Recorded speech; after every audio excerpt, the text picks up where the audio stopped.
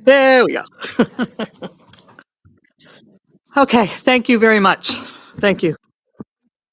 All right, so I need a, motion to approve the slate of administrative nominations. Moved by Julia, seconded by Jess. All those in favor of the slate, say aye. Any opposed? Perfect. I need a motion regarding the waiving of policy JEB for the student at Salisbury Elementary School. David, second. Jess? All those in favor?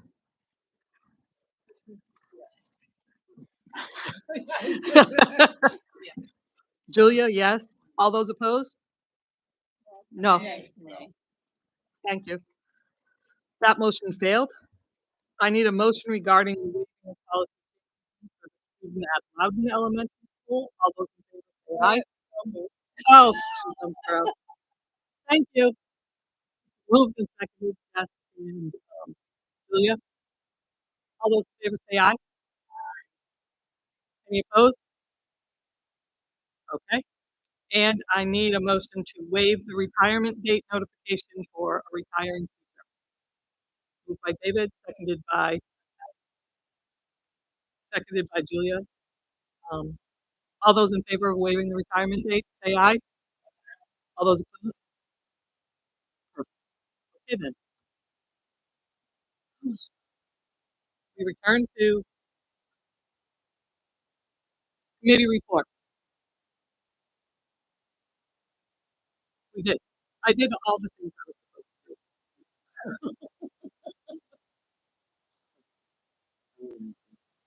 Oh, oh. Student report. Sorry, Nick. No problem. You guys made me wait a bit longer today. I do have a fairly hefty report. I'm sorry, guys. I'll try to make it Yes, go. you are yes. All right. So the Valley is going to be very, very busy this month. There are a lot of dates I'm going to be kind of spewing out, so make sure you guys are ready to go to write some dates out. Write some dates down because there's a lot of things coming up. Before I get started, I just wanted to recognize our teachers. This is Teacher Appreciation Week. So big thank you to all the teachers here.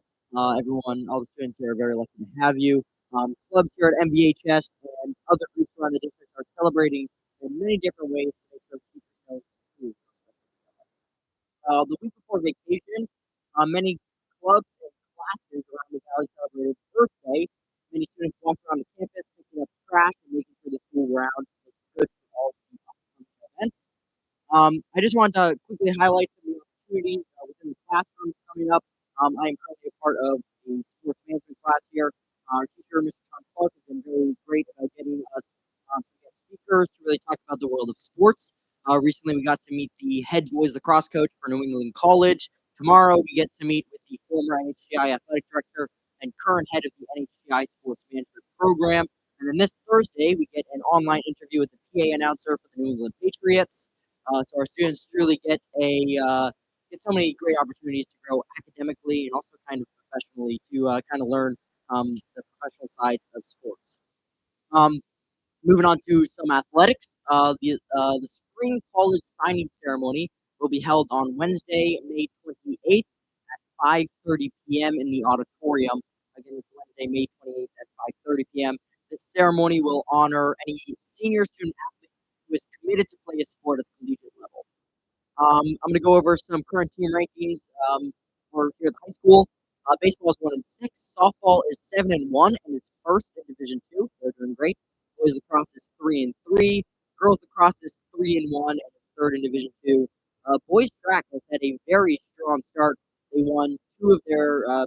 They were winning the past two tournaments, including the Black Bear Invitational held like Pro Ground, where they finished first place out of 29 schools. So that's very great. And that they say that meet is kind of the preview of kind of what it could look like in the future. So the boys track team is doing really well, and then girls track won their last meet as well. So they've looked great. Some senior nights coming up for our spring sports. Baseball senior night will be Wednesday, May 21st, starting at 6:45 p.m. Softball will be Monday, May 12th, this upcoming Monday at 3:45. Boys lacrosse will be Friday, May 30th at 5:45. Girls lacrosse will be Friday, May 23rd at 5:45. And track will be Thursday, May 15th at 3:30 p.m. You can find all that stuff again on the athletic newsletter that Mr. Edwards, our president, sends out. The theater department will be hosting a fundraiser this Friday at 7 p.m. in the auditorium. The event is called the Cosmos. It's an award show for everyone involved in the productions this year. Admission is $5. Really recommend if you kind of saw the musical or play, we get to recognize some of our actors and members and everyone that helped out. Um, Tuesday, May 13th at 5 o'clock is the district-wide band and chorus elementary concert here at the high school. Tuesday, 20th at 6 is the MVMS spring concert, again here at the high school. Thursday, May 22nd at 6 is the high school spring concert. And then May 29th, 30th, and 31st, the high school band and chorus will be taking a trip to Hershey Park in Pennsylvania to perform in a competition and also enjoy a lot of great chocolate. Some other important dates: middle school community project night will be Wednesday, May 28th from 6 to 7 at the middle school. It's pretty much the mini version of the senior project, so if you're here for that, it's pretty much just the mini version of that for our current 8th graders. Next Thursday, May 15th, will be the Honor Society inductions here at the high school. They'll start at 4 o'clock, as all 5 honor societies will welcome new members. They'll be followed by underclassmen awards for the sophomores and juniors at 6 p.m.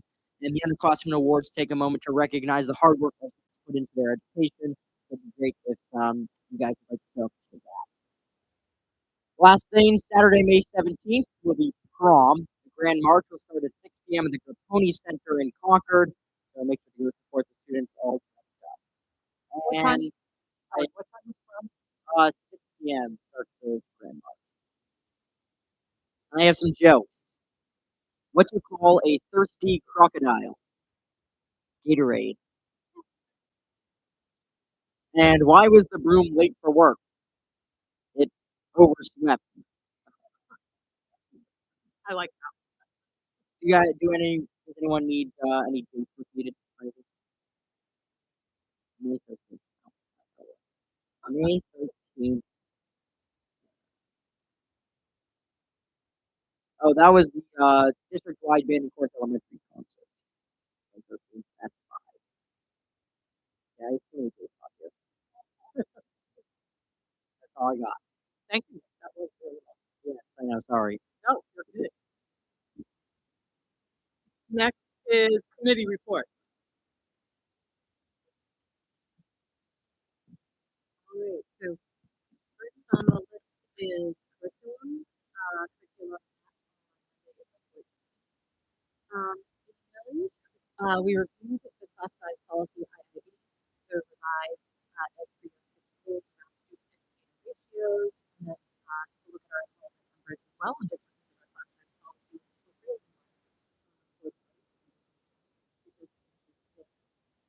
Um, and we had conversations about opportunities for students to complete their coursework, recognizing that it will no longer be offered as a class in the future, and it could be tools that we're using to help students that are going to be able to do that. And I have a tentative meeting date, but I think we need to negotiate policy, so maybe we do meeting dates after we do all of the committee reports.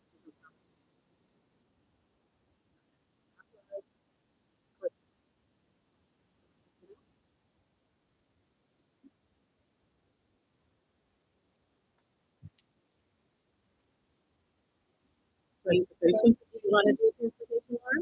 Yes. Okay. It was the same as 414. Yep, it's in here.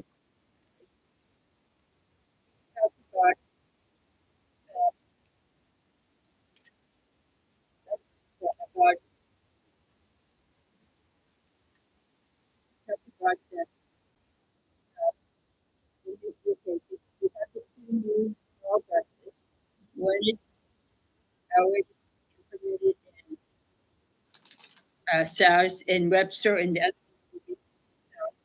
Maybe implement that. We also talk about the bigger buses are beginning to have fuel breaks. And we don't have any buses with fuel breaks right now. But in the future, the bigger buses may have fuel breaks.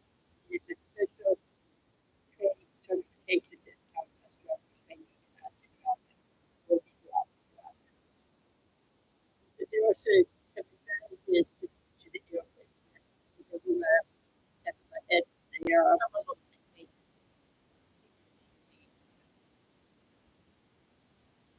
we also talk about the work zone, the maybe trying to implement the work zone and citizen school. For next year, we need to talk about more, find out about crosswalk and crossing guards and so we can have a new transportation committee. If I can just add, the only other major topic we talked about at that meeting was the replacement cycle. And our tentative need right now is 277 school buses. Did we just for your Yes, but we will have to, that would have to go through the bid process, go before the transportation committee.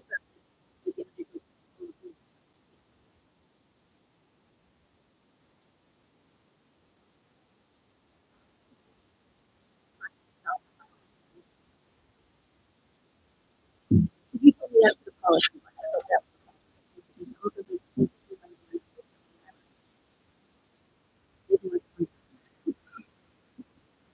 I'd like to ask a question about transportation. Yep. Down. So you discussed making like the area of Hennecker a walking zone for about a mile radius around the school. That, so that would be like no bus service for those students. It would eliminate 2 buses. Currently, those bus numbers are 12 to 14. And our policy, well, the law allows for a little bit more. Our current policy would allow for 1.5 miles. Um, and I did know about this beforehand because I had asked folks what to discuss at the time that night, so I did ask kind enough to meet in person and ask some questions. I will be going to the next transportation committee to go more in depth.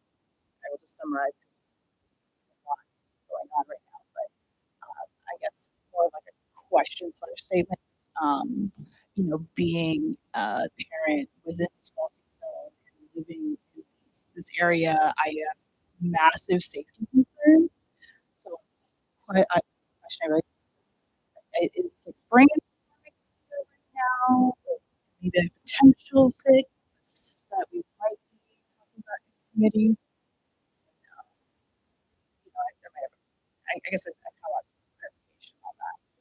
It's like, we're really going to go on this, or just like a specific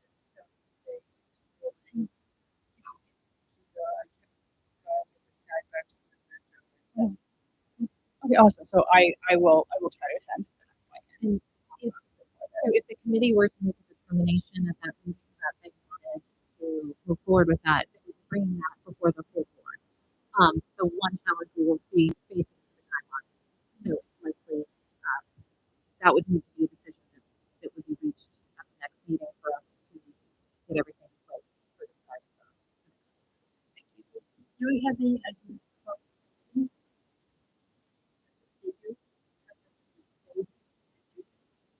You know what? That's something I can bring to the next committee meeting.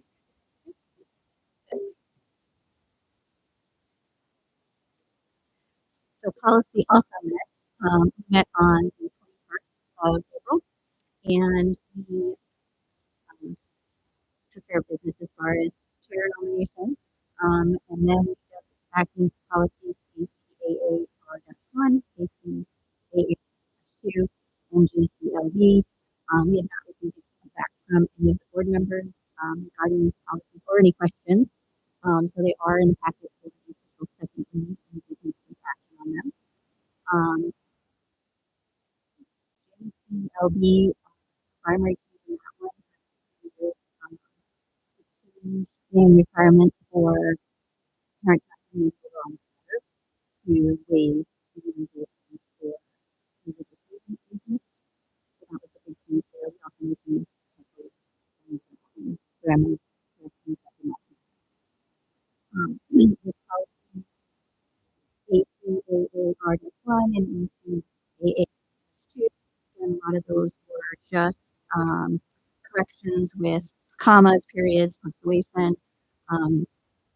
Needs to be so long ago. I know there was one particular thing, I just have not been able to pull it out in terms of like what was the one change that was added. These will come before us again because we are actually going to go back to policy AC and relook at that one. We discussed that at our last meeting. AC is like the overarching policy that we are connected to. And it went from a one-page document to a 7 or 8-page document based on the recommendation from the School Board Association. So that one is not in the packet for tonight, but it will probably impact that we'll have to do this again. So for tonight, we are looking for action on ACAAR-1, ACAAR-2, and JCLB. Thank you. I'm sorry. I read the letters wrong. To accept them, to get them to our current manual.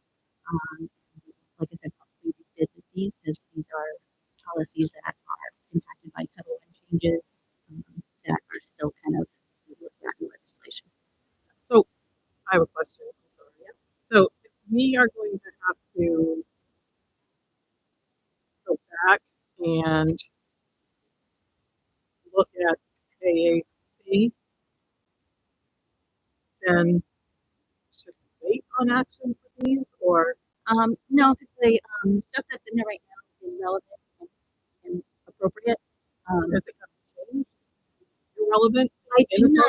I do not know if it's going to change at this point. We have to go back to the AC one. I mean, sorry, the AC document. Like I said, we got a very lengthy thing back from. Right. Trim it down to make it clearer, consumer friendly. We want policies to be able to read them and understand them, and we were struggling with this document, and we're going to be sometimes they make it more complicated, but we are looking to have them weigh in on what we do there to make sure that is all of it necessary? Is there language that we can adjust? But right now, the other documents need to be updated based on what we need to know already. Because the ones that we have in our policy book are from 2020. So should we wait and do all three of them at the same time? I see no. We can do that later. It's not going to change these two. Not at this time. Right. Okay, because they're the appendices. Right. R1 and R2. Okay. Right. Mm-hmm.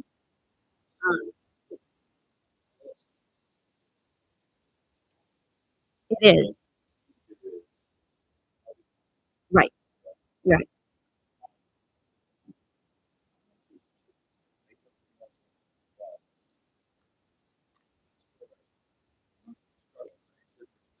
Yeah. Yep. These are very similar to what is already in the policy. A lot of the changes, like I said, were commas, punctuations based on what we were getting. I think there was one thing that I cannot remember off the top of my head what it was. I tried to go back and reread them. Well, that's the thing. We've been working on it for so many months and we've gotten down.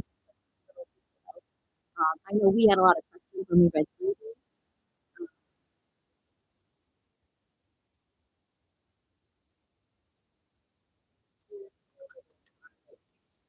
Yeah, and that's what we talked about that in terms of the plan. Like I said, these have just been on the table for so long.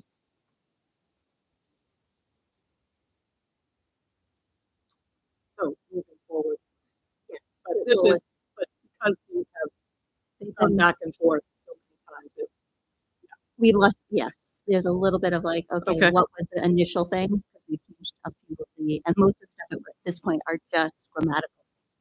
so can we have a motion for AACAR1, AACAAR2 together, or do we need to do them separately?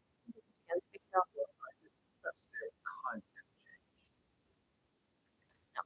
So it's just comms periods. So no content has been changed. Not on these, because these are procedural. Procedural. I think we also updated the flush title, so, but Again, it was just, I read them. yeah, it was clarification on the language, yeah.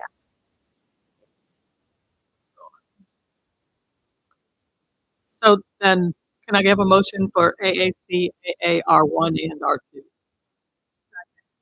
Okay, thank you. All those in favor of those, say aye. Any opposed? Excellent. Can I have a motion for JLCD? Thank you. Thank you. All those in favor of policy JLCD, say aye. All those opposed? Perfect. Next is old business. Oh, sorry. Catherine wants meeting dates. She's like that. Okay, so I'm gonna toss some out there and then tell. I think that different committees will work some of these out, but that's also something you want. So on the 19th, could we do curriculum at 5 and policy to follow at 6? That would allow those who are interested in to do that. Does that work for everyone? All right.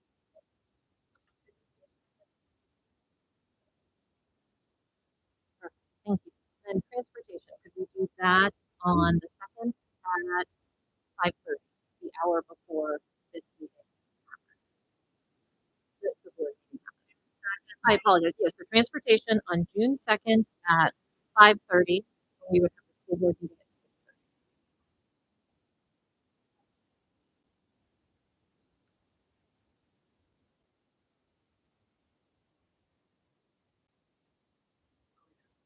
If I'm back, I'm happy to tell that.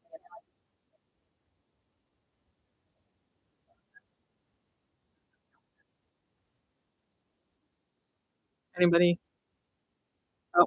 Yes, even though this is beyond the next board meeting, we could grab real estate when we can. We'd like a facilities, meeting on June 9th. Fred, does 5:30 work for you? Okay.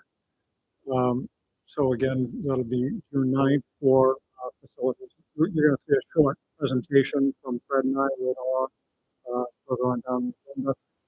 But if I could grab that date. That works for folks. Is that okay with you? We're probably going to meet over at the Washington Street School, so the Merrimack Valley Learning Center.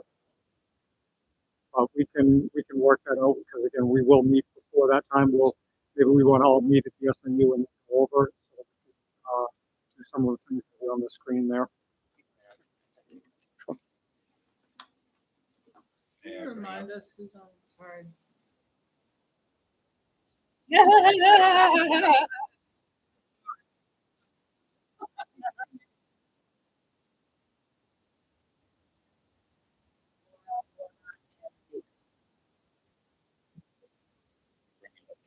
Go ahead. So, I think the last.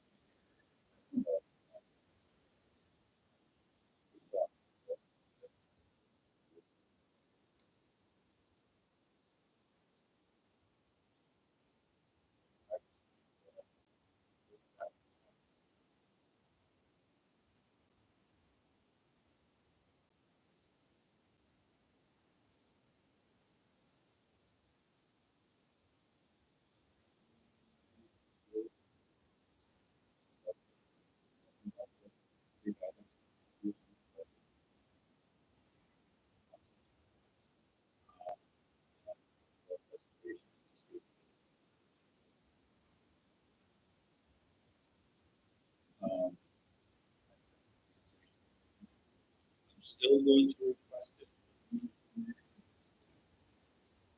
Where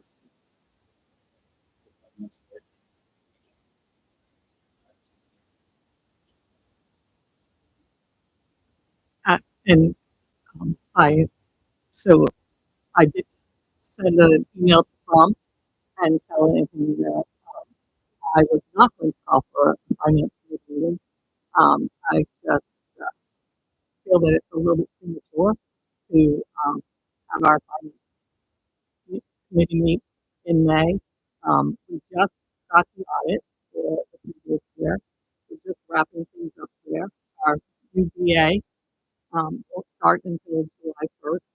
And we don't usually get our first finance report until for the 25-26 year until October. We do have a budget already that was approved, so we know what those budget items are. When we talk about the two buses in the um, are already in the budget. So and we won't be working on our board goals until June. So I just think it's premature. So um, that is my feeling, and you all can tell me. I mean, however you want to do it. You can ask whatever you want.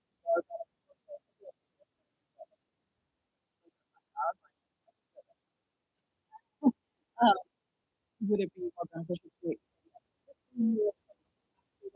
That's I had said that I thought maybe this summer, Yeah. once the fiscal year was over, we could see, like, wrap things up. But I mean, it's up to you guys. I just felt that May was premature. Right. Yeah. Well, I mean, it's like we're meeting now, but I mean, it's like we're gonna try to jam another meeting in May. Um, can I talk a little bit about this July board meeting item on our list? I'm going to ask a question about that. Are we July?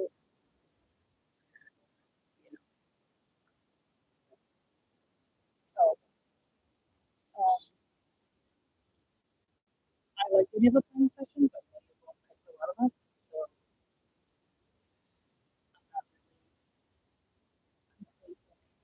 but I am for Um. So, the, I mean, I just so I um I asked last month Laura to be the Loudon rep on the finance committee because our finance committee rep was Dan, and a new another new finance committee member would be Laura. Laura goes to all the again, like Jessica. Laura goes to all the finance committee meetings anyway, so she's a good rep from Loudon to be on the finance committee, and there's one person from so it's Tom, it's Laura, it's me, it's Melissa, and it's Julie. Julie. Yes, yes, it is. Yes, it is. Yes, yes, it is.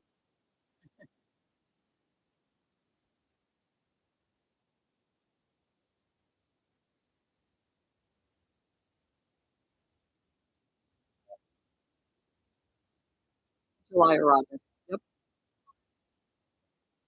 yep.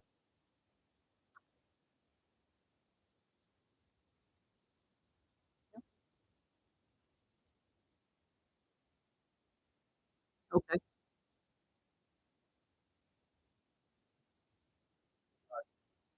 There's five of us. Laura,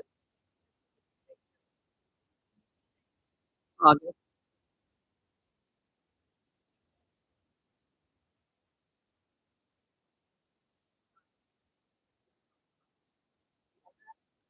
The only thing is that and I'm all fine with July. The only thing is our BA starts July 1st. I'm the BA, so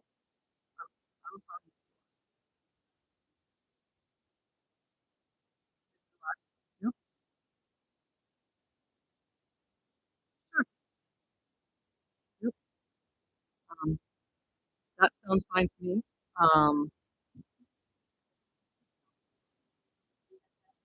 what? I know, we have had, don't get me wrong, we've had meetings before in July. It's not like we don't work in July. This would be towards, maybe towards the end of the month of November.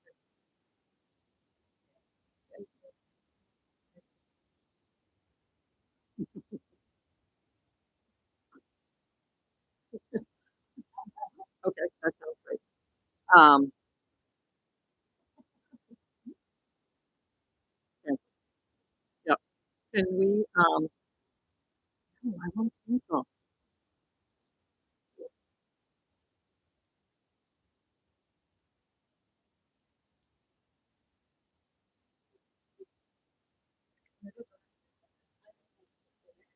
No,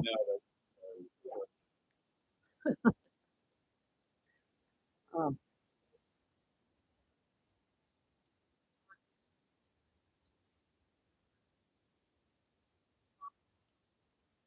um,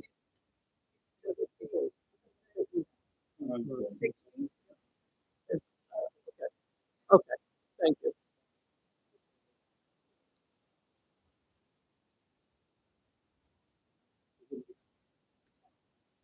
So the 16th works fine for me. July 16th at 5:30. Oh, 6, I'm sorry. Oh, I'm sorry. I thought you said 6. Yep. So finance committee, July 16th at 5:30.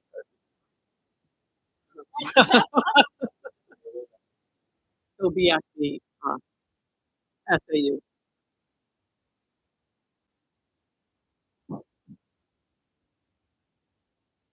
Thank you, guys. Yeah, they do. This room is air conditioned.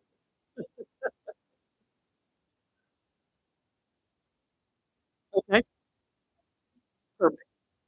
Alrighty. Next is old business, which is the memorandum of understanding. No, memorandum of agreement. Thank you. It's in your packet next to the last pages.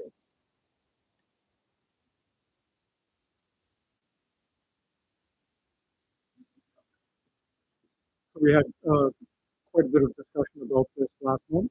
The proposal for this meeting. I don't know if there are any additional questions that come up that either Julie or I can answer. This is not agreeing to anything other than the likely part. We're still waiting on some potential federal grant money or some congressional grant money coming in as part of this agreement. We're just sort of that K-8 approach, and it was either going to be this for services or looking into the potential for a school for students that we already send to other places, not to create a new school doing things we're already doing. So I don't know if you can answer any questions. I was just going to say, I need to recuse myself from that. My husband agreed that this grant would be coming through Jane Shaheen's office.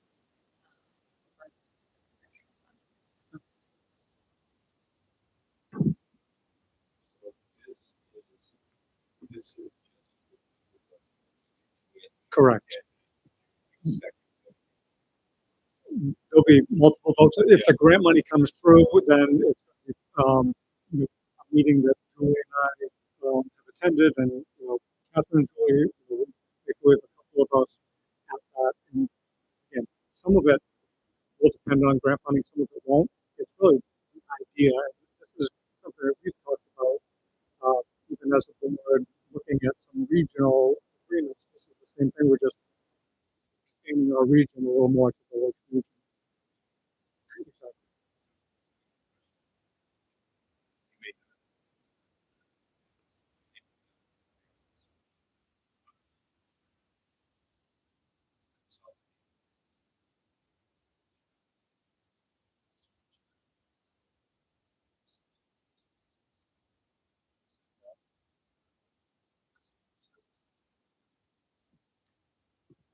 Yes, a parent has the right to say no to any part of the special ed process. So we would work with that parent around their objectives and come up with a program.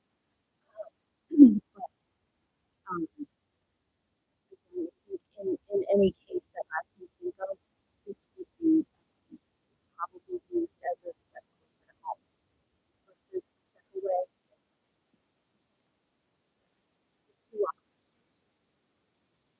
Right, right. It wouldn't be a student at Boston Elementary who needs services and we're going to bus them to Concord to get them. You're welcome.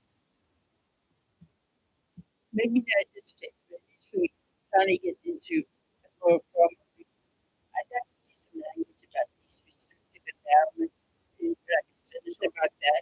Yep.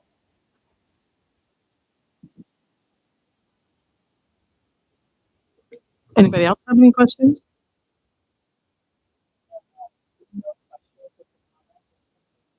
Mhm.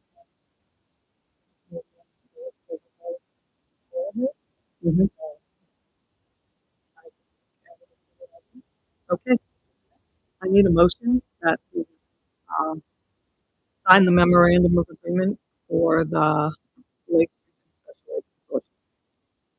Julia, David, thank you. All those in favor, say aye. Any opposed? Perfect. One, right. Or recuse.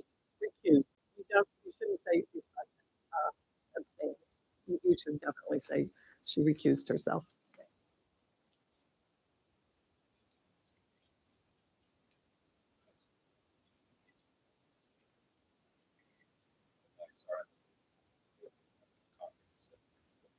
Yes.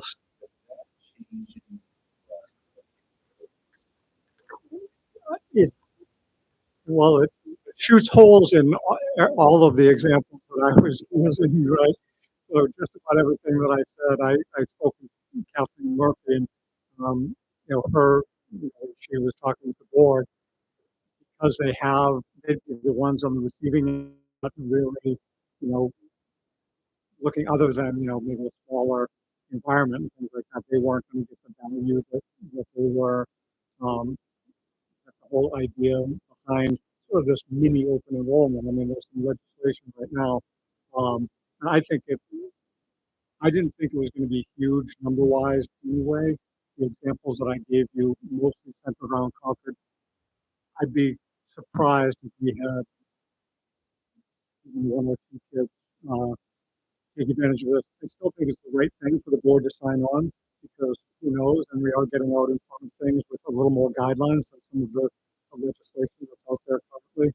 But I think it definitely impacts some of those examples that were very concrete regarding CRTC and kids in classes. Right.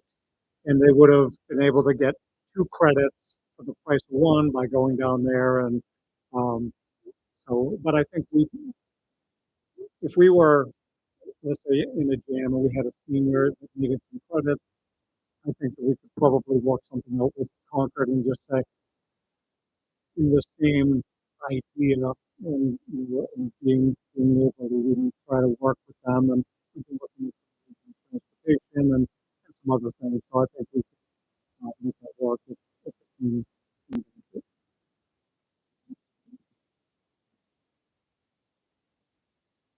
Okay. Thanks. So next, new business, general assurances. Oh, maybe let Catherine take the mic for a little bit. Used to be mine.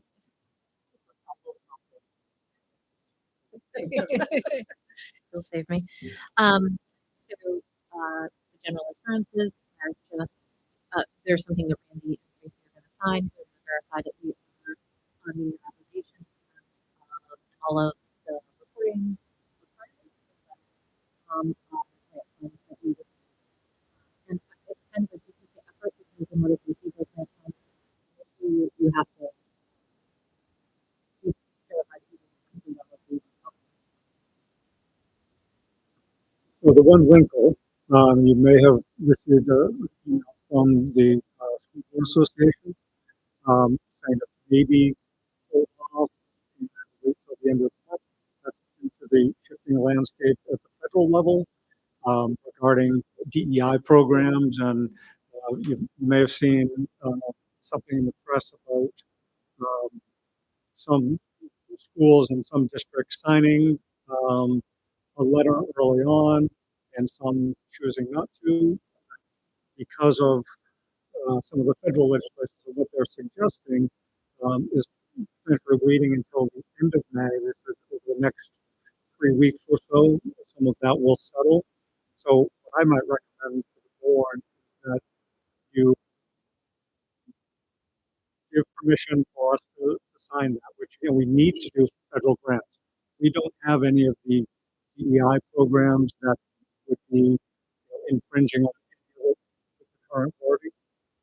Some of the worries are that because it changes so much, would it be, um, having the Girls on the Run program because you're taking a particular group, would that kind of fall under that same umbrella? I think that's all gonna settle out. So what you could do when you approve this is contingent upon the end of the month, things being a little more level, and if we needed to call a special meeting, uh, even before, because June 1st is the deadline for this to be uploaded. So if we needed to, we could do a special meeting as long as we get the forum with the board together if there was something that needed to be changed from those general assurances.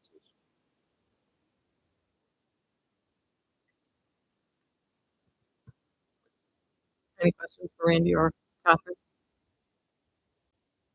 Then I need a motion.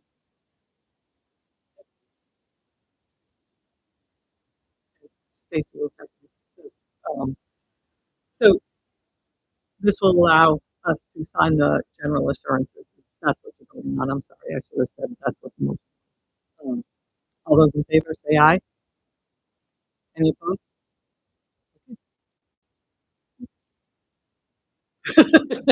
Yeah.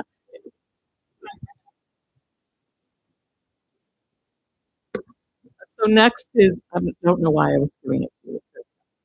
Um, next is a personnel update from Kathleen. Thank you. So two things. We've had Lisa Smith, who's a reading teacher at the middle school, submit her intent to retire at the end of June of 2025. That's in the packet. We have another retirement notification that was given to us after the packet was done, and that is Rodriguez, who will be retiring in June of 2020.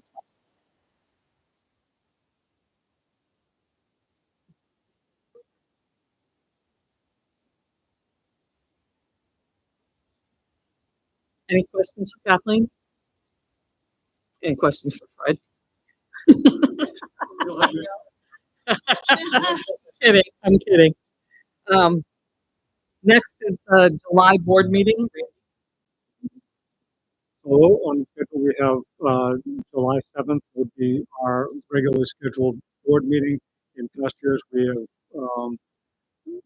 the board has decided to forego that, but there was some discussion about the School Board Association doing a professional development a training for the board, and I did have them pencil in July 21st as a day for both the Merrimack Valley Board and the Andover Board for training, and that would be just the two, not the administration, and either Will or Barrett or both would be attending that opportunity for you folks.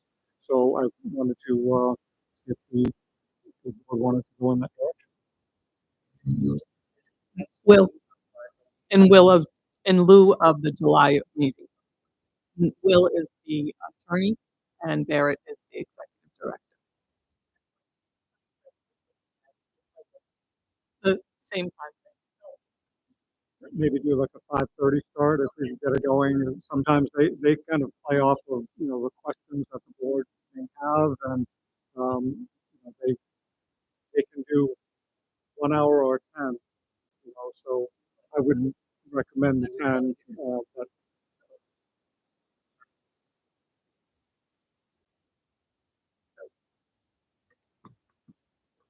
So, it would be here, July 21st at 5:30. Um,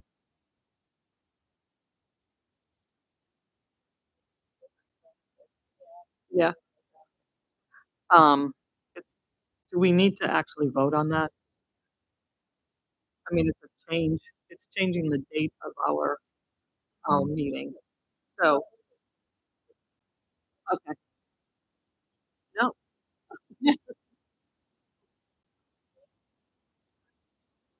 Oh, it's not a meeting. Oh, I see. So we so we do need to cancel our July board meeting. So July 7th was the original date. So we need to cancel July 7th. I need a motion for that. I'll make a motion that we cancel the board meeting, board meeting.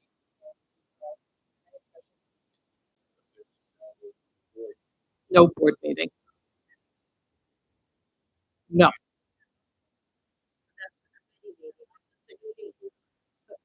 No, we will talk about it. I will talk about it a week after that, which would be our August meeting. It's okay, Tom. We'll still get to talk about it.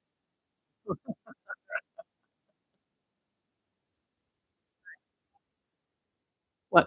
Yes, we'll still have our, yes, yeah. And then the um, August meeting is the first Monday of August, so it's pretty darn quick after the 21st. So, thank you. So, so Jessica, Julia, all those in favor of canceling the July board meeting and having a training here on the 21st, say aye. Any opposed? Okey-doke. Good. Next is New Hampshire School Board Association resolutions. Melissa? It sneaks up on me, and we don't put anything together. So we have to put a resolution together for the association.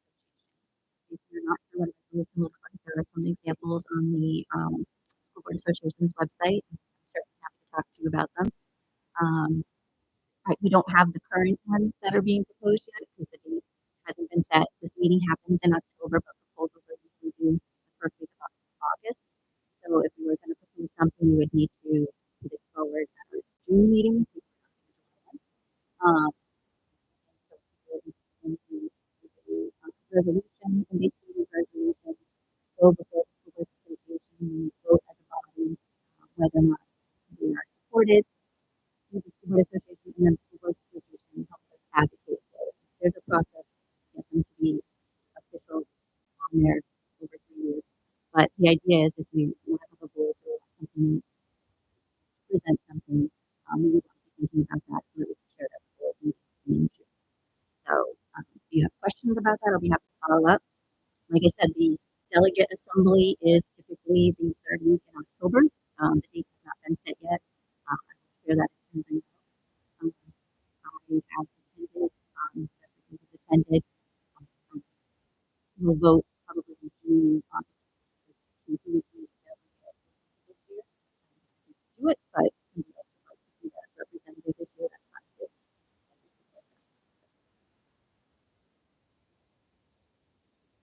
A lot of them have to do with funding. There's also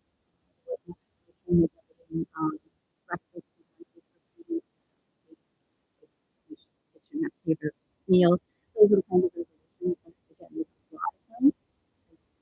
They don't go away. Sometimes they go away. I'm sure that they take one off. If they're no longer relevant, they go away. But they stay on and they get anytime they have an opportunity to legislate for them, they will. You're just one of our allies in getting things changed. So, again, happy to talk more about it if people would like some questions.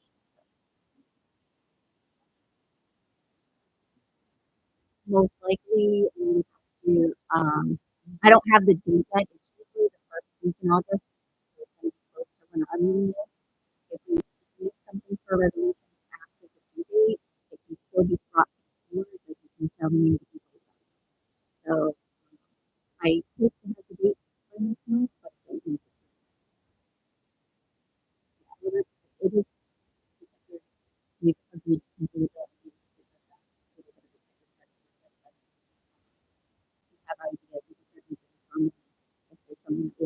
forward.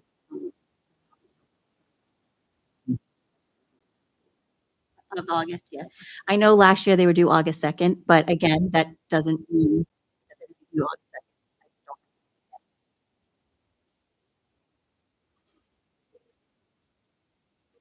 don't Okay, next, graduate 2026. How does that sound to you, Nick? So, typically, we have we use the second Saturday in June as our graduation day. But with the calendar falling the way it does next year, it's looking like the actually the first Saturday in June, the 6th of June, that would be our graduation date for next year. And Nick's birthday. Already talked about putting on a like on top of my graduation cap, like a birthday. Huh? So do we need a motion to change it to the first Saturday? And it is the first Saturday this year as well. Like, Yeah. just how the last day of school ended up. So I need a motion. David made the motion and Gus seconded it. 6/6/26.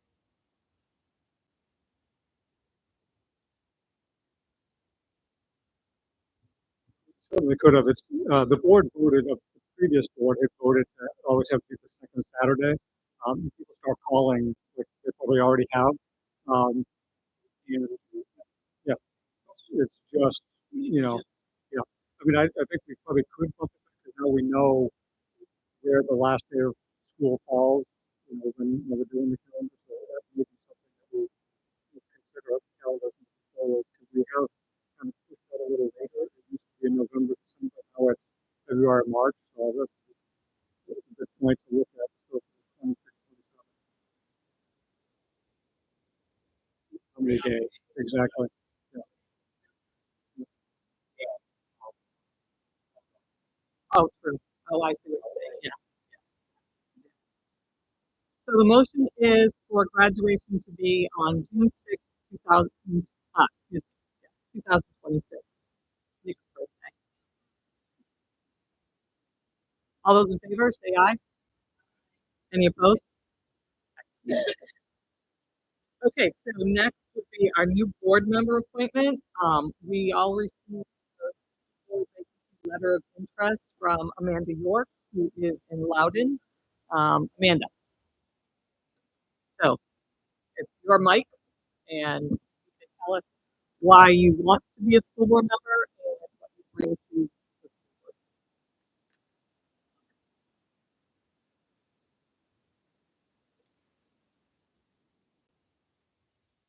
Can you repeat Sure. Why did you want to be a school board member, and what do you think that you bring to the school board that is a good fit? what I bring to it that is bringing a good fit is I actually love the policies, and if you know me at all, you'll know that I will request the policy with any request I make. I have reviewed policies and I think after watching these meetings and hearing about these meetings, and especially all the things that have happened in the past couple months, I think that there's so much voice in Loudon specifically to have a clear about what needs to be brought to this board. And I was quite surprised that there was no applicant here for that. I was quite surprised by that. I feel there's a lot that I could bring to this board to some that. I'm sorry, Amanda. Can I got a email that says we can't hear her. Okay, I'm sorry. Okay. It's just the stream, it's not you. So I was worried that it was that particular microphone. But, thank you for letting me in. Okay. I did this. Um, why I wanted to apply, if there was no limited apply, I feel like they're doing more than just themselves. Not prepared for people. I am interested that, it given the position, it is a shorter commitment, and I now all my kindergarten school students a little private. And I do now have the time, where when this position was open for voting from the public, I did not feel like I had the time to commit to this board. I didn't have the time. Anyone else have any questions they want to ask? Amanda? Stacy?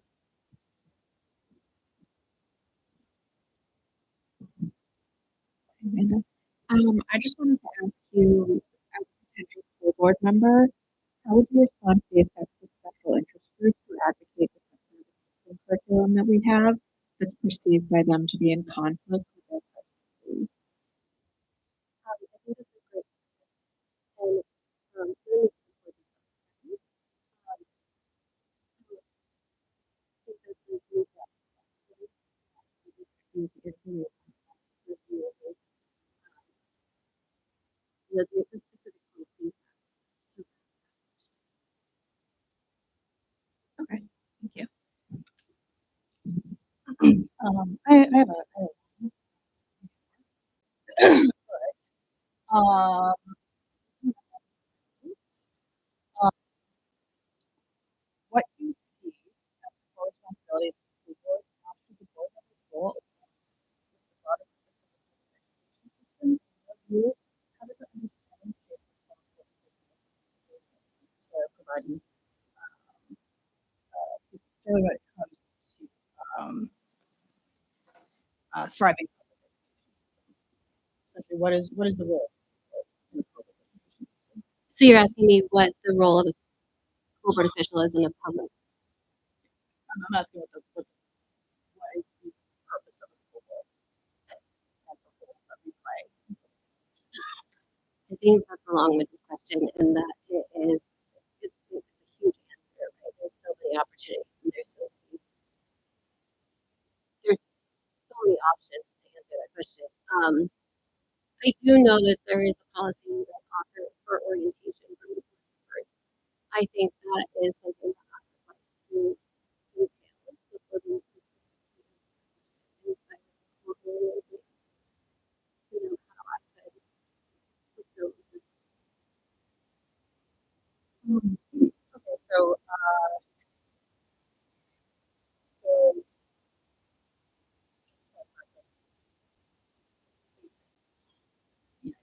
Cliff Notes snippet. The board's responsibility is to provide oversight, set policy, guidelines, not to like directly manage what's going on in schools all the time. We put our trust in the superintendent and their staff. So at that time, you can kind of share how you see yourself working within that framework while still advocating for those. I think it's important to advocate too for your town, if you're representing. So I think it's hearing not only your personal beliefs, but what you represent. So knowing that the people in your town are being heard in this meeting, not look confused. What am I not paraphrasing? Okay. So the good news is that the training that's happening in July, on July 21st, that we just voted on, would be perfect for all of us. I mean, we'll all be there. So and that would be something that, and any other questions that you have, you could ask them. And the good news is also the School Board Association, all their webinars are, are, well, I'm going to use the old fashioned word that I should, are recorded. Thank you. I almost said, whoa, that was terrible. Are recorded. And so you can actually watch. Anybody else have any questions? Tom, Dave? Yeah. Hi, just to mention a little bit of background, like to go to school here, because you have the school system. I was born and raised in Loudon. I have 4 girls. I range from ages of 5 to 17. My 5-year-old is at Loudon Elementary School. A 7th grader attends my school. I have a freshman here in this building, and I have a homeschool.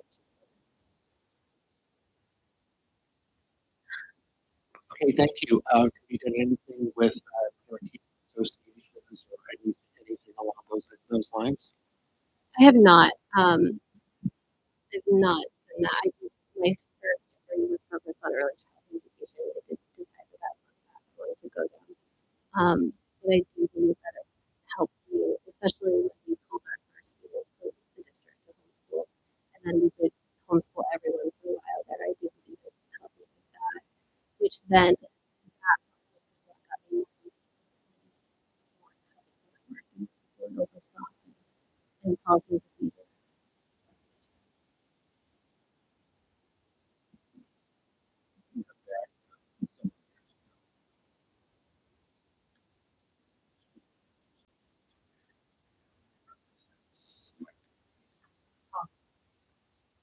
Sorry. Several years back, went home to several years back, board members used to attend a few select board meetings. If we started that back up, would you be willing to go to a Loudon select board meeting and talk about the budget that would be drawn up? I think it's always necessary.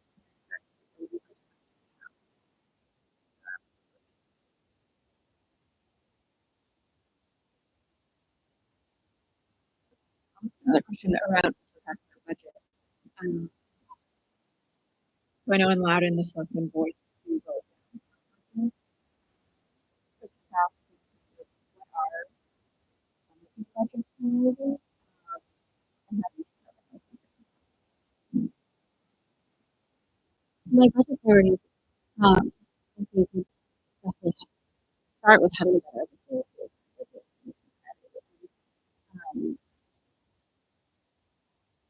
I think getting some really education specifically, and my is to be quite frank, is the reason my daughter, my oldest, is homeschooled, is because the special education budget failed her and was not able to provide her with the resources she needed to what I believe get the services she needed to attend this public school year. And that is why she is still yet to stay in school. So that's probably where I would start my focus for my personal reasons. And I do think that I would ask that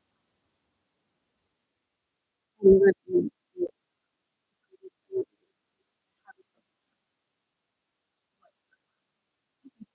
and so you can do budget and I wouldn't say increase nor decrease.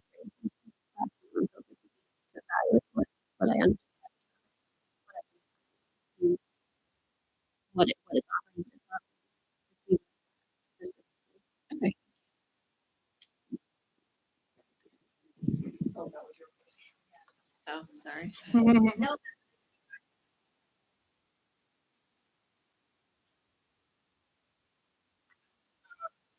to ask the question that's asked me.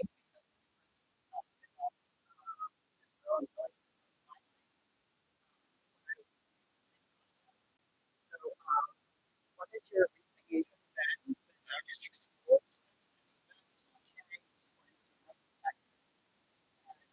How is that informed your perspective? You know, there's so much behind the policies that I think most parents don't. I do tend to dive a little deeper into something is unknown to me.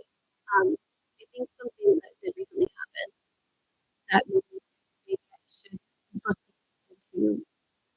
At the time, I was not willing to commit to the term required to serve on this board. So it wasn't in my interest to serve on this board until just now, like the short term ownership has opened up. And I will say this is happening quite quickly. So it's something higher. I did see that with the only two. Does that mean I'm an automatic invited to the meeting? I'm not sure. I still need to get to receive formal communication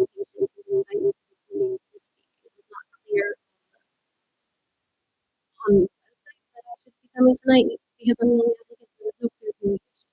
So to answer all these questions as thoroughly as you guys are asking them, I've not been um what but back to your specific question. My daughter was nearly denied the opportunity to actually be a society and it wasn't until I decided policy of the school district but to be actually be on the side was she able to have the opportunity to focus on relationship and that is when I started wondering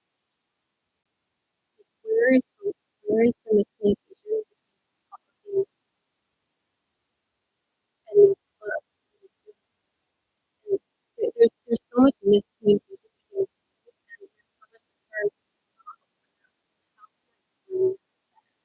How can I explain this better? How can I, there's going to be solutions to this. For parents to know that there are these opportunities and things to do.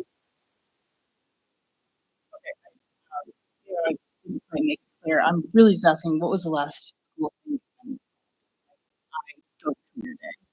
Some that kind of stuff. Like, what's the last event?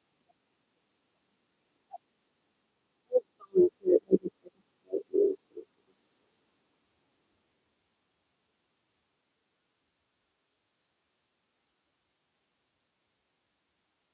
Okay, thank you. Thank you. So there, we do have to take action. So the motion,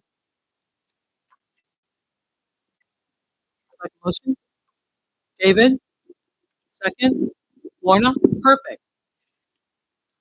I'll, yeah, the motion is that that Amanda York will be allowed rep.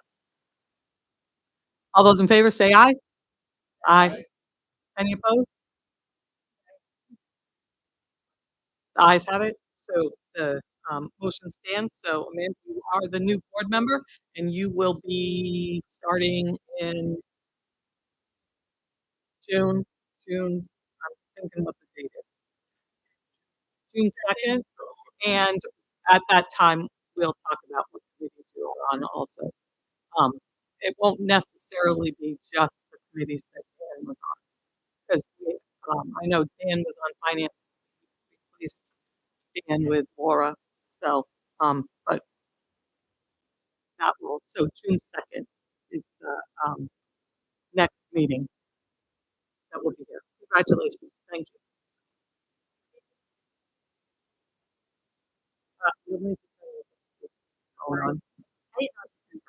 on. if you're interested in visiting the communities, we do have a few that we can put up. I think we're for the dates, but they'll be posted on the website too. So if you want to visit any of the communities prior to the June meeting, you're welcome to join us as a Yes, I should have said audience. that.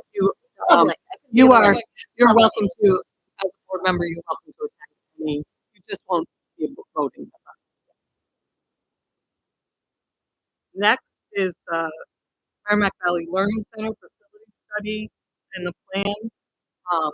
I know that in, I don't know.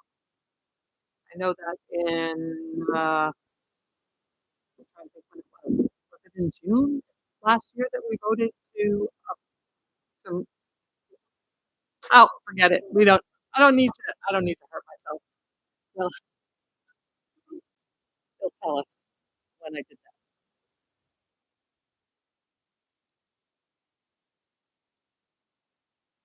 So this will be Fred and I doing a little tag team, so he'll have a remote mic and I'll sort of run over to this one periodically. Um, so there was quite a time, and we'll see some of the dates between the original study approval and now, and there is a reason for that long delay, and we'll get into that.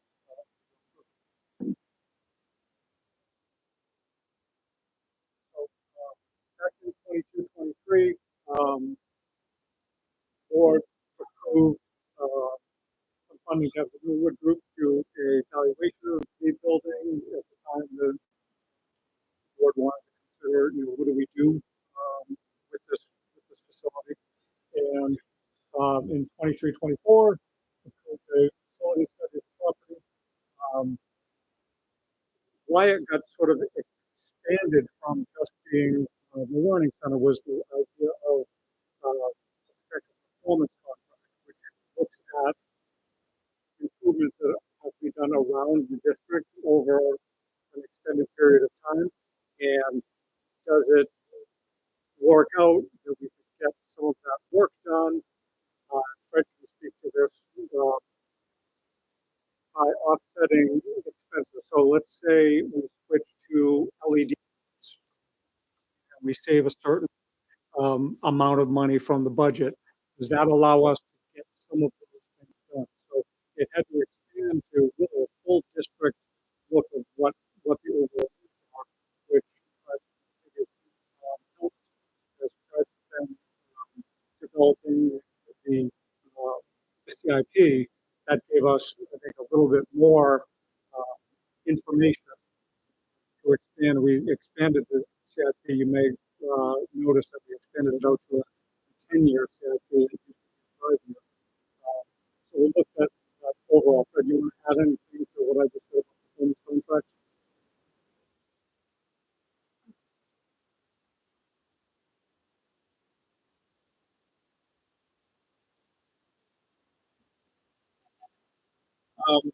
Performance contracts are a way to get projects funded with a little costly effect. So it really says that one of the reasons this took longer than expected was because we looked district-wide for projects that would save the school district money. And that included conversion to interior LED lights into the schools that we haven't done at this point. Changing a lot of HVAC equipment, air handling units, compared to every unit, which basically keeps the fresh air coming in with the old air going out. We have new heavy units. It's 100% fresh air. It's a lot different. Uh, in high school space, it's new shifting up that we're getting hot water. And it runs through coils, like a radio in the car, it's up in the ductwork that comes out of the fuses. So instead of heating it from 10 degrees outside in the wintertime, you're only the warm air or the stale air that you're dumping out. It's that obviously the 45 degrees. So you're only bringing that up from 45 to 70 as opposed to 10 degrees to 70. So it's a big energy saver. Roofs. School district has a lot of roofs to replace. Windows. We replaced the windows at the middle school 2 years ago. That's so that in school, the first and third floor. But it's we're trying to save money. And I'm not saying if you did something district wide and you could save $400,000 a year, you would take that in essence, sum or all of that $400,000 and pay for the, in this case, Washington Street School.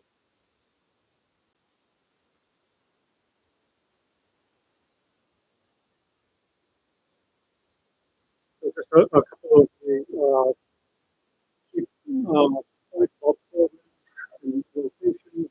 Um, so the maintenance costs at the learning center are no greater than any of our other buildings. We can meet all the code requirements. Um, AD compliant on the first floor only. So we're not supposed to be improvements in that building. Those of you that did did the walkthrough in 23, 24, if we're planning on doing it,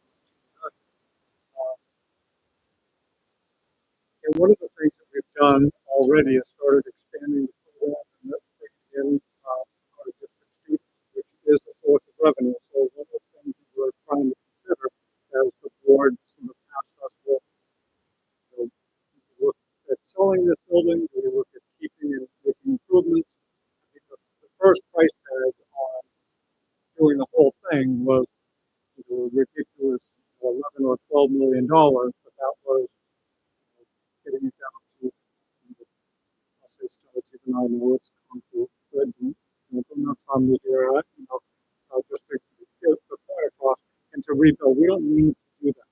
We can slowly expand sort of a vision for this program. Like, so right now, our tuition for next year is $70,000. That's coming from out of district. We have five students who are slated here next year. We could take 10, we could take 12. If we can take 10 kids, then obviously that's $700,000 that we can be putting in and sort of piecemeal these improvements. So we'll have to look and so definitely there's process and sort of that idea of what we can do with what steps. So we put an elevator for us, all of a sudden we get enough, 80 clients now on the second and third floors.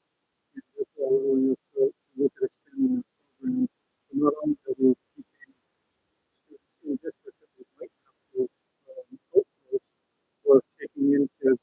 And that's part of trying to be conservative. These are people that said we're definitely coming here next year. That number could start to 10 by September or October. I don't see it going down because, well, you've heard our struggles with out of district placements. That's a great deal. And, if we needed letters of support, I have three superintendents who, because they see them, they say, thank you so much. It's been great for the kids. And, for them, it's value and it's a program that's sitting in the there for those students. And so that's how we have three different programs. Do you want to talk about that a little bit? Certainly. So we have the middle school special education program at the Learning Center. We have a high school special education program, and we have an alternative high school program. So if all three programs are fully at full enrollment, that's the I would say we're around 30, 32 right now.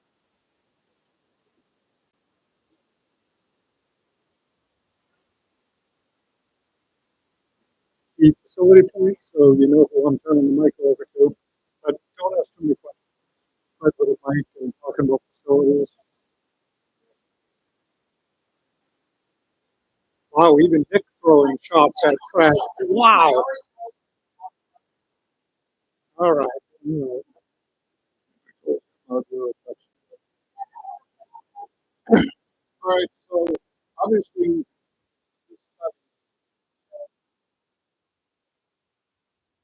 we're going to hear a lot more about it. Guys, it will be good, because now you have access to more classrooms, to other educational spaces. Obviously, in this type of education environment, a 900 or 1,000 square foot building doesn't do it. Smaller classrooms, smaller educational areas, actually kind of those programs. The second thing would be to, when you guys look at ventilation street, or remember if you did, but the boiler is in the sub basement, that would need to be rebuilt. So we'd have a double ventilation down, you'd have more of a, we'd have two high efficiency boilers, a utility room,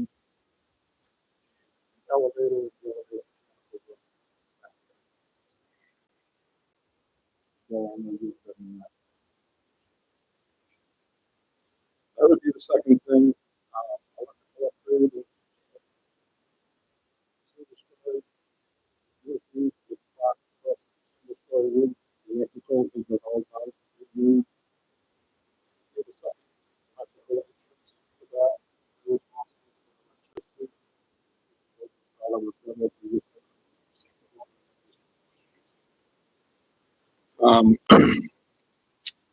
All three roofs, like three roofs, you have the brick roof, you have the tin roof, and the single story roof.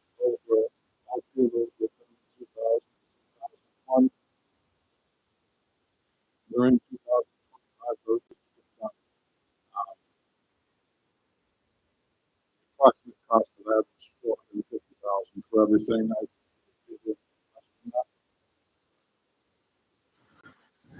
HVACs. I'm planners for 3 or 4 energy recovery units. If there's 3, 2 that would be added to the third floor. One would be on the first floor with the gym and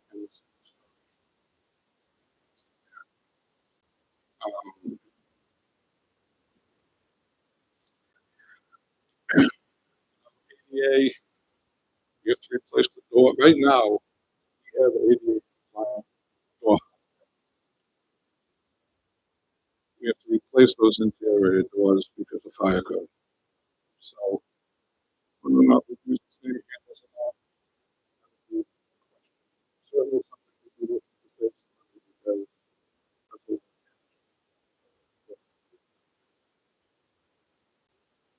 other than that, about it.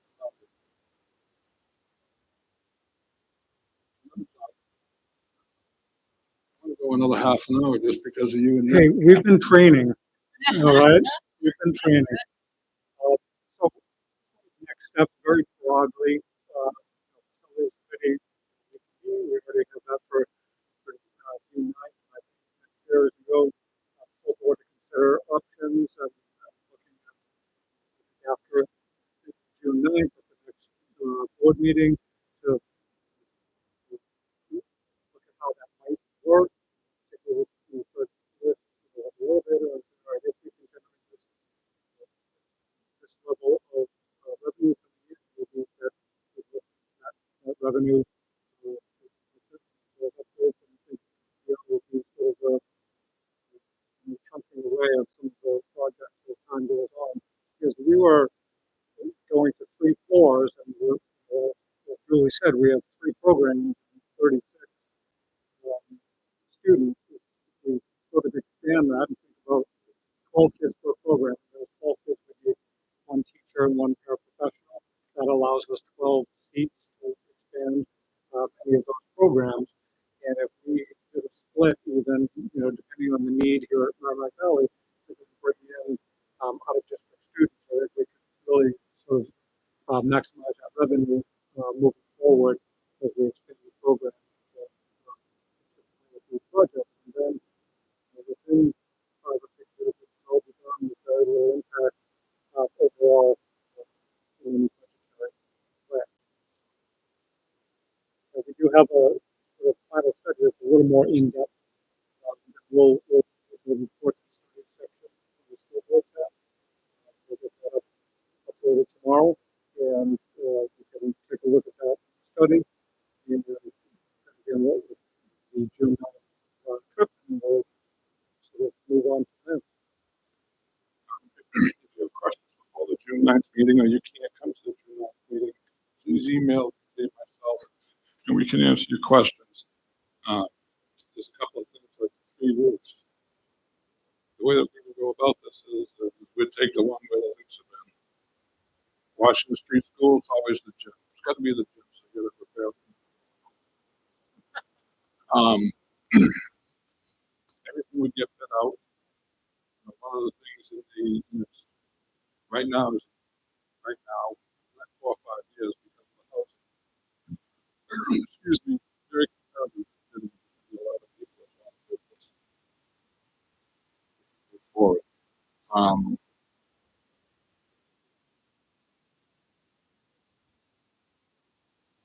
One second, I don't lose stuff very often.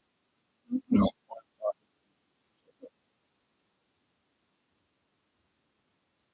So one of the things that's recommended in this report, again, if you've ever been to Washington Street, everything is very one of the things we do is put suspended ceilings in. So with that, we'll have some light fixtures on the lawns to make it comfortable. What we save is we can put those in ourselves, in-house.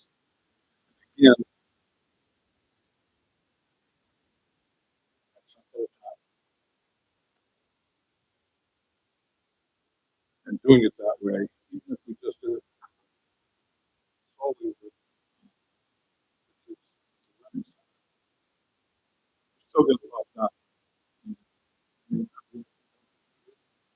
You knock out something small, all the people trying to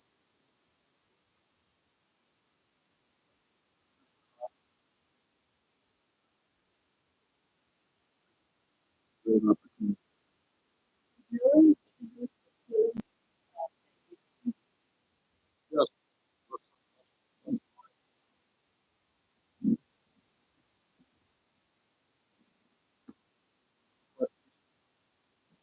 So once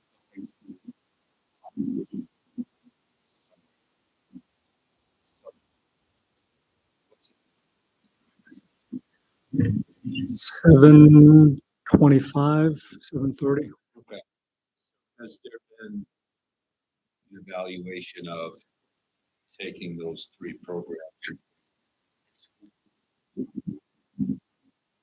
We drew out some plans and met with folks because it would need to be some sort of expansion, look, especially, one of the things that we talked about was expanding that program to bring in revenue. If we were going to keep it as is, let's say we wanted to just cap it at that 36 students, um, we looked at what the cost would be to put on a little bit of an area because it's best to sort of centralize. And I know that at one point, that's how there was an alt-ed program and it was one wing. It doesn't quite work out that way with the way it currently is. The trade-off, like if we were to get rid of the building, one of the big things that we lose is the gym space. We have people in there 7 days a week, um, utilizing that gym for our community. The trade, at least the last set of plans that we had, what we could sell the building for, was not quite before the small addition to kind of keep that centralized.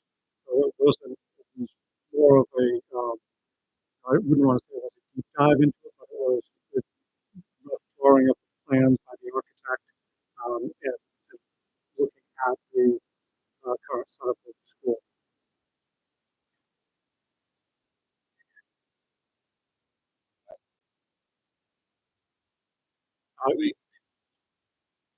Well, I think it was more about overall space and trying to keep things centrally located as opposed to just classroom here, classroom there. I think the building was structured, had a different structure when the alt program was there. And I think we've seen a lot of growth to the program, both physically as well as what they've been able to do by being in their own location.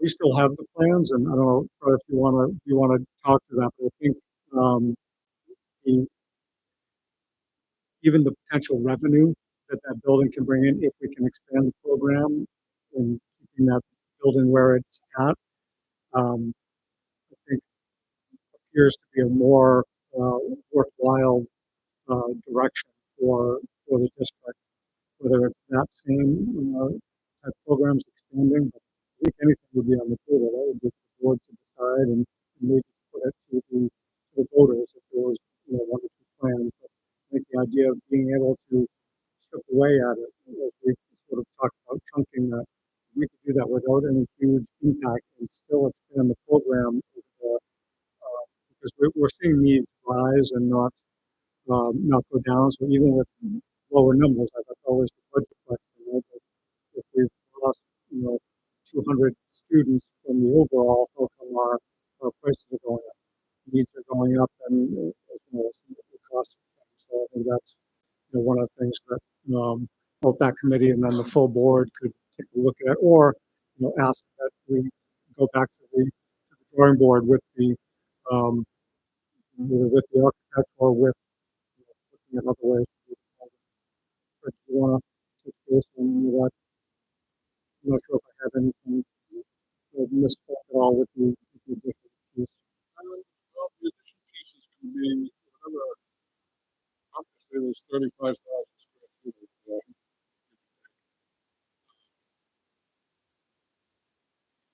growing a program at the third floor. There's room to grow. CSI is over on the first floor. That comes, and just so everybody knows, they pay $30,000 a year rent, if you will. Right now, it costs $55,000 a year to operate.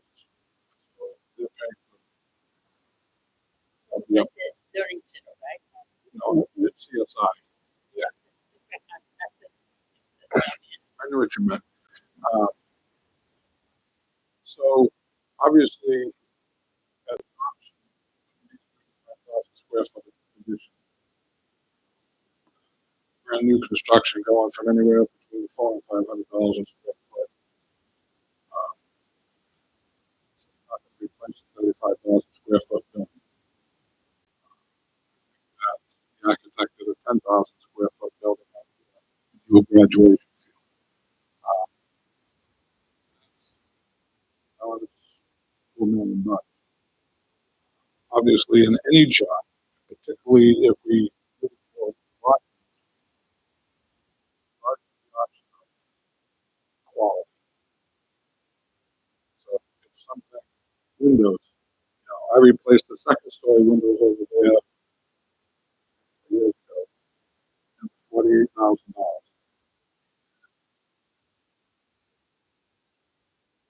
So if you do the first and third floor, it's not going to be 48 anymore, but just it's 75,000 a floor. That's 150 if you choose the best. So close to the best, which I think you can't go wrong investing in this. Um, uh, that's where you spend the money. Whiteboard.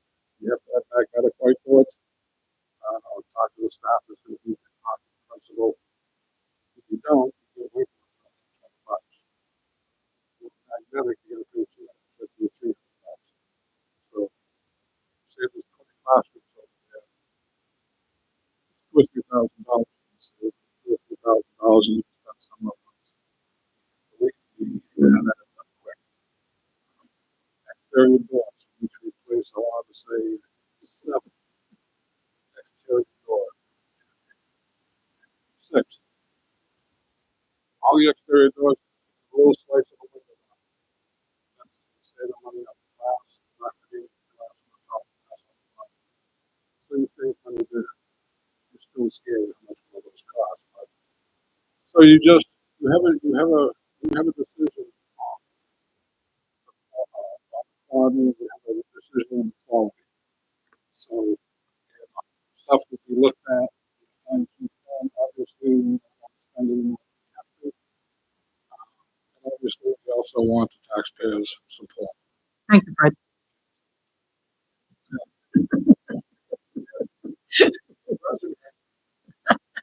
I'm going to get this microphone back to Nick. Laura? Yes, I just want to say that we've been looking to the late 90s. Because look at the Washington Street School. We have looked at other places. We looked at meeting for a while. That didn't work. We talked about building it at that time. Then they built it over the corner. That didn't work.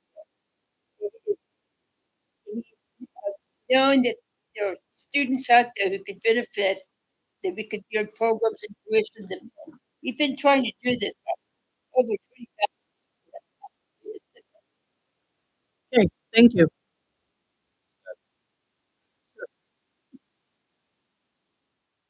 Huh? So just something about the qualitative that you're thinking. I'm not sure you can but I don't know if I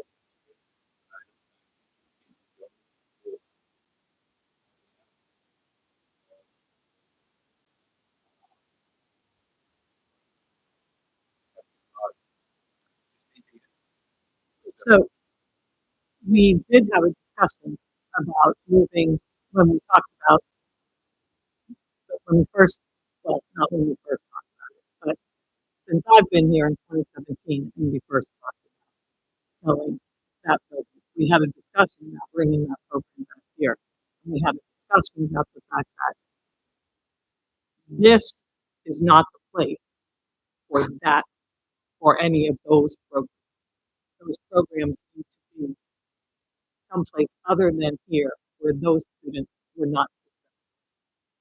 Those students were not successful in this building, and that's why they're no longer in this. And that was the discussion that we had. I think that we can have many discussions, just not at any.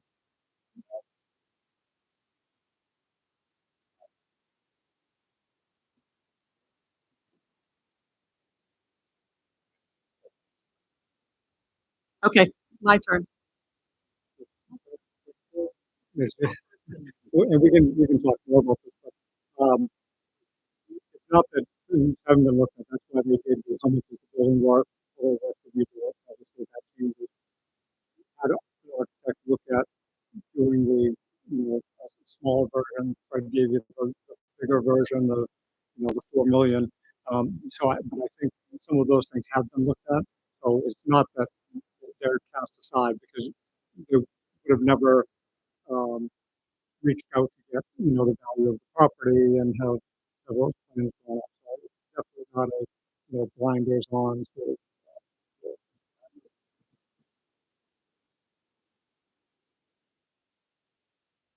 Next on the agenda is the chairperson's report. Whoop, whoop. Oh, I lied. It's manifest and journal entries. I was so looking forward to be my turn. Okay. Manifest and journal entries. Listen, I have signed them electronically. I need a motion, and Jessica has a question. The only thing I saw that I had a slight question on was the line item for a payment of SAU 46 for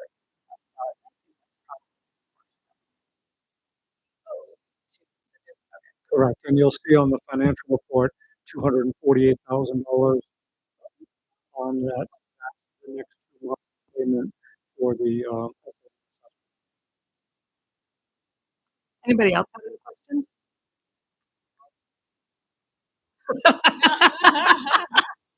We haven't voted on this yet. So, all those in favor of the manifest and journal entries say aye. Aye. Any opposed? Excellent. Okay, now we can go to the chairperson's report. Okay, so I wanted to remind folks that the retiree tea will be on May 21st at 4 p.m. May 21st, 4 p.m. here at the Merrimack Valley Cafeteria.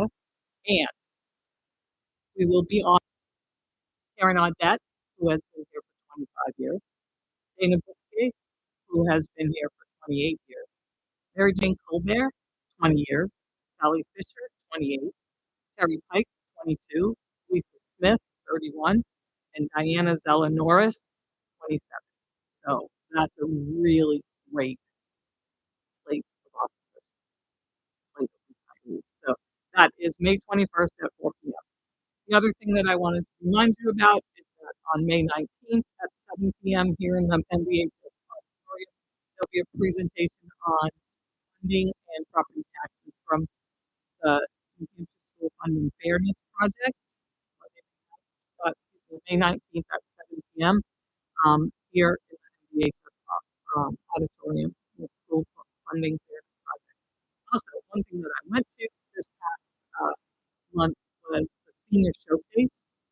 I don't know if anybody else had a chance to go to it. It was April 24th. It was amazing.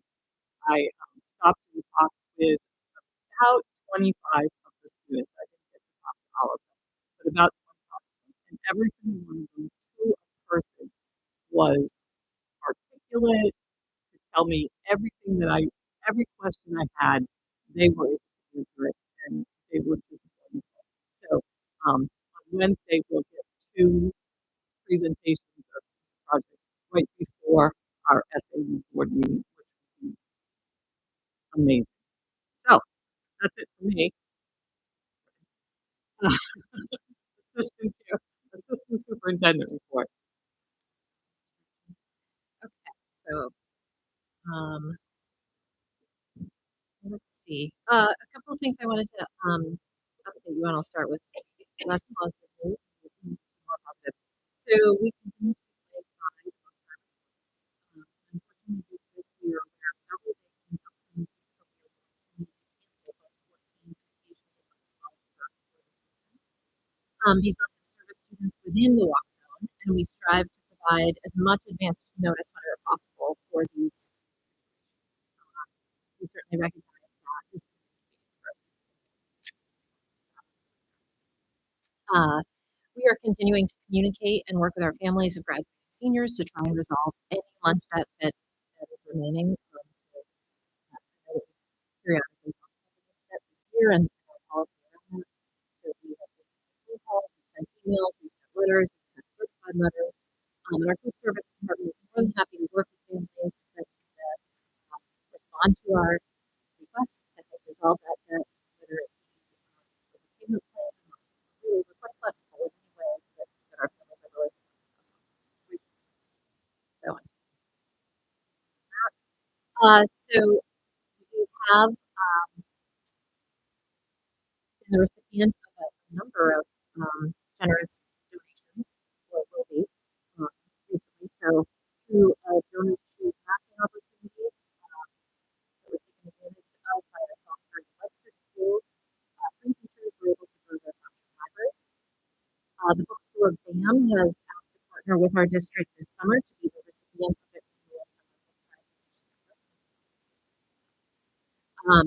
Salisbury Elementary School was selected for the 2025 schoolyard canopy enhancement program. They had applied for this opportunity, which is managed by the New Hampshire Division of Forest and Lands Urban and Community Forestry Program. And this will add trees to their campus, and students have the opportunity to participate in the planting and the maintenance of those trees. And last is related to the press release there was just so congratulations to Boston Elementary School, which has been chosen to receive the Children's Literacy Fund Year of the Book Awards. So it's called the acronym FLIP.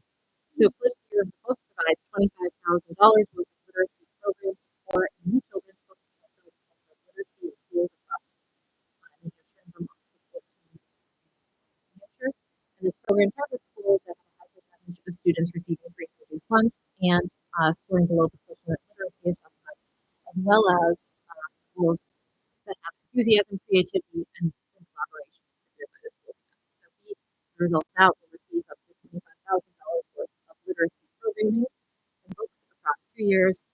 A wide variety of literacy related programs will take place during the school year. So that might be assemblies and author visits. New high quality children's books for each student and to select from. And then there will be a follow up momentum grant for the 26th.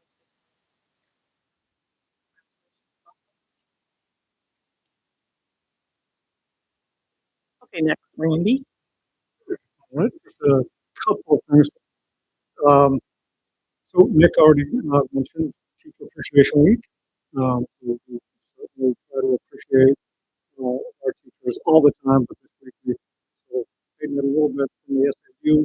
We're doing a raffle each day where at least five employees from both Merrimack Valley and Andover are eligible for some raffle, anything from a free pizza at a local place to we have some season passes for Pat's Peak or Ragged.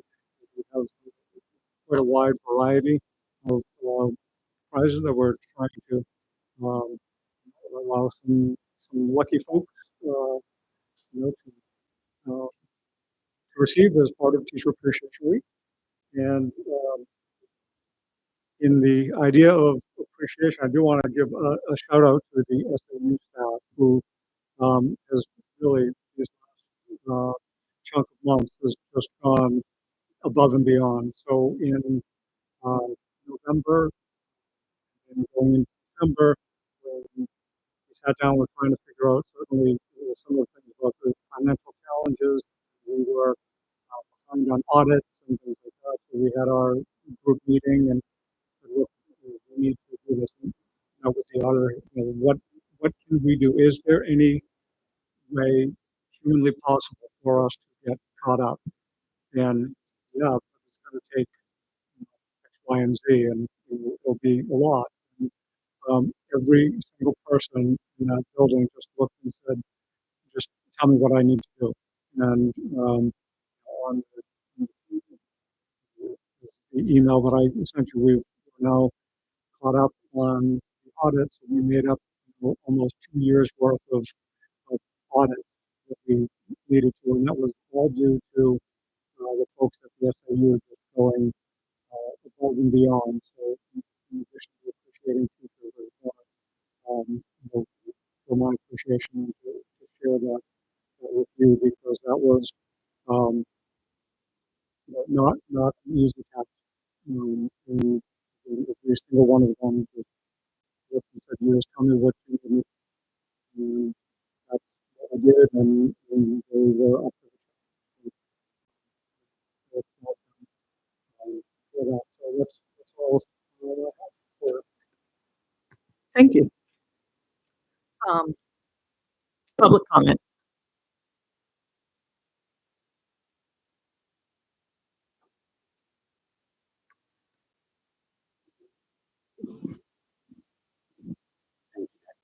I just want to ask on the presentation that Fred made tonight.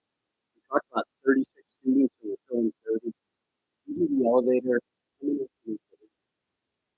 I didn't hear that number. You said it. Yeah, we have. I haven't looked totally, but I think we could probably double what we are currently doing in that. I wouldn't want to try to do that all in 1 year, but I think we could very easily with the space double the current building. Thank you.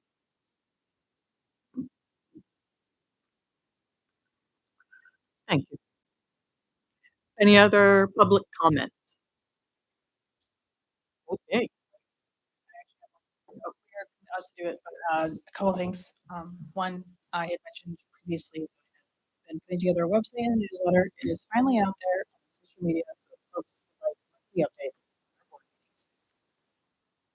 You can sign up, and I will include you on the mailing list.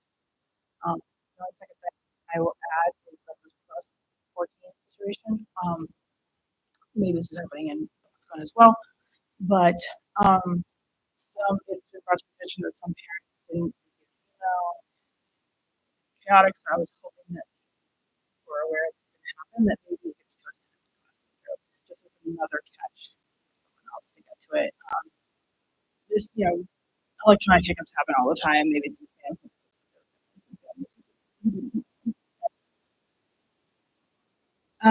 It seems like they found out when. So perhaps, yeah, I know. I mean, I've received everyone. I like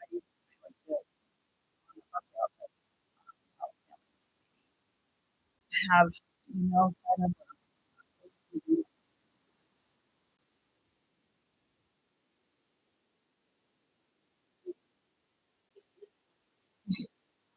Yeah, I can give you if they. I'll ask them if they don't mind. Great. Okay. Motion to adjourn. Excellent. Thank you. Thank you very much.